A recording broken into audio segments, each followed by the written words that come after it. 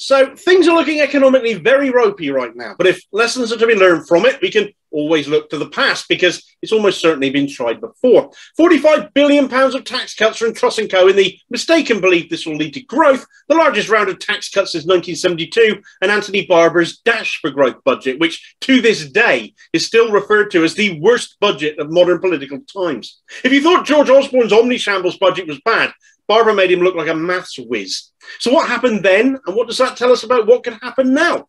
Well, Anthony Barber was Tory PM Ted Heath's Chancellor from 1970 to 1974, when Harold Wilson won the general election that year, putting Labour in power.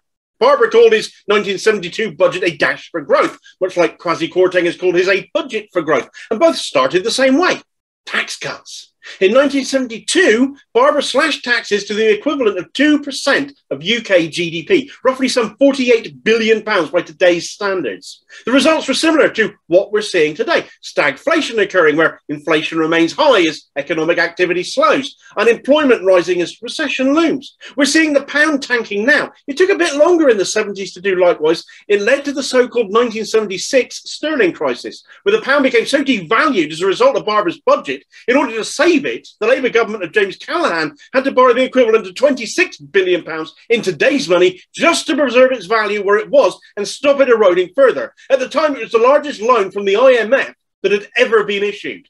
It was a disaster. Miners went on strike over it. A 3-day week was brought in to preserve energy reserves. It brought the UK economy to the brink of collapse. So what of now? Some of this is familiar already, but what will this cost us this time to fix? Another humongous IMF loan to save the pound? Inflation was more than 7% lower in 1972 than it is now. So how much worse will the damage be this time, especially as Liz Truss insists she's sticking to her guns? History says otherwise. The Tory reputation for economic competence is gone. And indeed, it was the same mistake by the same party then as it is now. Tories talking of this as an extinction-level threat to their party are right. And I think if they don't remove Truss fast, the whole lot of them will go down, but taking the country with them.